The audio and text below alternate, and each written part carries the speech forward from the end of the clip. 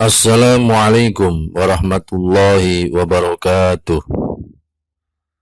Pemirsa Ampun Sarem ikhwanan al-kiram rahimakumullah. Ilmu syariat memiliki tingkatan hukum yang berbeda. Ada yang fardu ain, ada yang fardu kifayah, dan ada yang sunnah.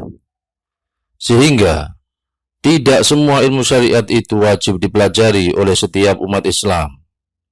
Tentunya, mengetahui klasifikasi hukum mempelajari ilmu syariat ini sangat penting sekali, agar tidak terjadi kesalahpahaman atau kekeliruan dalam prioritas mempelajarinya.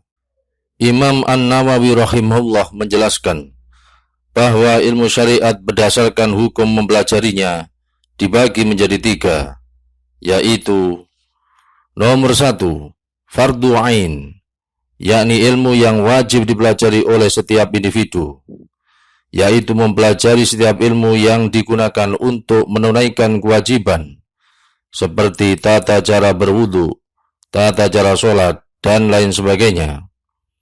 Adapun mengenai dasar kewajiban Islam dan yang berkaitan dengan masalah akidah, yakni keyakinan, itu sudah cukup dengan hanya melakukan tasdik, yakni membenarkan terhadap semua ajaran yang dibawa oleh Rasulullah SAW, serta meyakininya secara penuh tanpa sedikit pun rasa keraguan.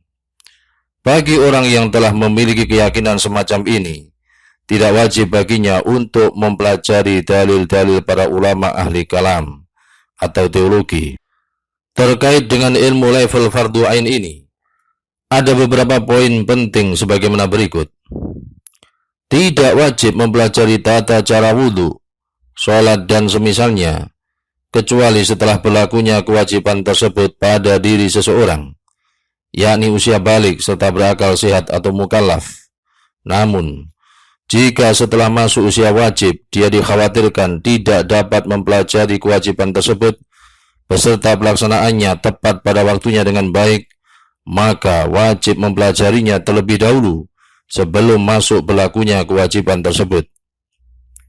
Tentang mempelajari hukum jual beli, nikah, dan akad-akad semisal, yang pada dasarnya tidaklah wajib, maka melaksanakan akad-akad tersebut hukumnya haram, sebelum mempelajari terlebih dahulu tata cara dan syarat-syaratnya. Demikian pula melaksanakan semisal sholat sunnah, hukumnya juga haram, bagi orang yang belum mempelajari tata caranya.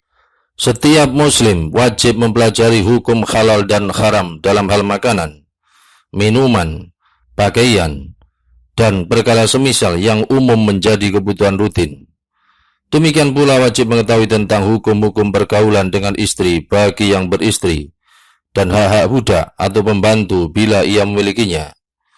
Imam Asy-Syafi'i dan para sahabat beliau rahimahumullah mengatakan bahwa para orang tua, ayah dan ibu wajib mengajarkan kepada anak-anak kecil mereka tentang perkara-perkara yang akan menjadi kewajiban anak-anak tersebut setelah usia balik kelak. Wali, yakni penanggung jawab anak, baik ayah, ibu, kakek, atau nenek, wajib mengajari anak tersebut tentang masalah bersuci, sholat, puasa, dan semisalnya. Begitu pula wajib memberitahukan tentang keharaman perbuatan zina, homoseksual, mencuri, minuman keras, berbohong, ghibah atau menggunjing, dan lain-lainnya.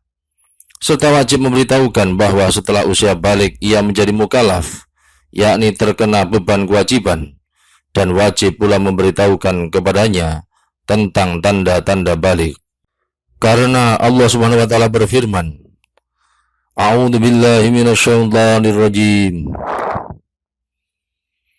Ya ayyuhalladzina amanu qu anfusakum wa ahlikum naro. Wahai orang-orang yang beriman, jagalah dirimu dan keluargamu dari api neraka. Quran Surat At-Tahrim ayat 6. Rasulullah SAW juga bersabda, Kullukum ra'in wa mas'ulun an ra'iyyatih. Setiap kalian adalah pemimpin dan pasti akan dimintai pertanggungjawaban tentang yang dipimpinnya. Hadis riwayat Al-Bukhari Muslim, Abu Dawud, At-Tirmidzi, dan Ahmad. Tentang penyakit hati seperti hasad atau iri, ujub, yakni merasa apa yang dicapainya berasal dari diri sendiri bukan dari Allah. Riya, yakni beramal dengan niat pamer. Takabbur, yakni sombong. Suudzon, yakni buruk sangka, dan semisalnya. Menurut Imam Al-Ghazali, hukum mengetahui kriteria perkara tersebut beserta sebab-sebab, obat, dan penanganannya adalah fardu ain. Nomor 2, fardu kifayah, yakni ilmu yang wajib dipelajari oleh perwakilan dari kelompok umat, bukan oleh setiap individu umat. Hal ini seperti menghafal Al-Quran, hadis Nabi SAW, mempelajari ilmu Al-Quran dan hadis, usul fikih, nahwu, lughah, syaraf, mempelajari tentang perawi hadis, ijma' ulama, dan khilaf, yakni perbedaan pendapat para ulama.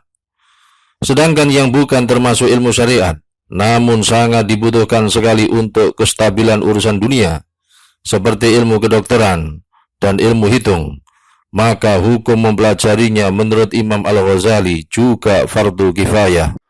Nomor 3, sunnah, yakni ilmu yang dianjurkan untuk dipelajari dan hukumnya tidak wajib.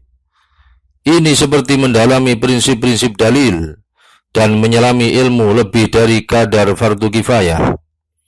Begitu pula ketika orang awam mempelajari ibadah sunnah untuk tujuan diamalkan, bukan seperti apa yang dilakukan oleh para ulama yang mempelajarinya dalam rangka untuk membedakan antara yang fardu dan sunnah. Hal seperti ini hukumnya bagi ulama tersebut adalah fardu kifayah. Sedangkan ilmu-ilmu lain di luar ilmu syariat di atas juga memiliki 3 macam hukum sebagaimana berikut. Nomor 1, haram, seperti mempelajari ilmu sihir, falsafat, ilmu sulap, ramal perbintangan, dan segala macam jenis ilmu yang dapat berpotensi menimbulkan keraguan akidah. Namun, ilmu falsafat bukanlah satu ragam, tetapi sebagaimana menurut penjelasan Imam Al-Ghazali, ia terdiri dari 4 macam, yaitu: pertama, ilmu ukur atau handasah, dan ilmu hitung atau hisab. Keduanya hukumnya boleh dan tidak dilarang kecuali bagi orang yang memanfaatkannya dengan melampaui batas sehingga masuk pada wilayah ilmu yang tercela. Kedua, ilmu mantik atau logika. Ia termasuk kategori ilmu kalam. Ketiga, ilmu ilahiyat yang membahas tentang zat Allah SWT dan sifat-sifatnya. Ia juga termasuk dari ilmu kalam. Keempat, ilmu tabi'iyat atau ilmu alam. Sebagian ilmu ini bertentangan dengan syariat, agama, dan kebenaran. Bagian yang bertentangan ini hakikatnya adalah kebodohan, bukanlah ilmu. Sebagian lagi membahas tentang sifat-sifat material suatu benda, karakter-karakternya, dan proses terjadinya perubahan padanya. Ini mirip dengan teori kedokteran. Hanya saja seorang dokter melihat badan manusia secara khusus dari sisi sakit atau sehatnya, sementara mereka melihat seluruh fisik material dari sisi perubahan dan pergerakannya.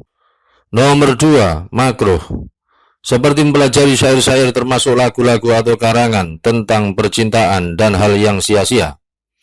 Nomor 3, mubah, seperti mempelajari syair-syair yang tidak memuat unsur pembodohan pikiran, sesuatu yang makruh, tidak mengalahkan kepada keburukan, tidak memalingkan dari kebaikan, namun yang memuat dorongan menuju kebaikan atau membantunya.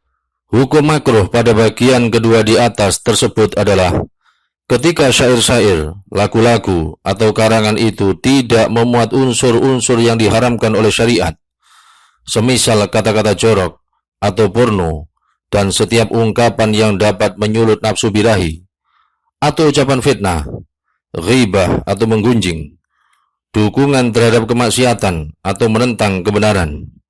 Jika ternyata hal itu mengandung unsur-unsur yang diharamkan tersebut, maka hukum mempelajarinya tidak lagi makruh, namun menjadi haram. Demikianlah pembahasan tentang klasifikasi ilmu terkait hukum mempelajarinya. Semoga tayangan video ini membawa manfaat dan keberkahan bagi kita semua di dunia dan akhirat. Rabbana taqabbal minna innaka antas sami'ul alim wa tub alaina innaka antat tawwabur rahim. Allahumma inna nas'aluka ilman nafi'a wa rizqan thayyiban wasi'a wa amalan mutaqabbala wa shifaan min kulli da'. Amin ya rabbal alamin. Wallahu ta'ala a'lam biswab. Wassalamualaikum warahmatullahi wabarakatuh.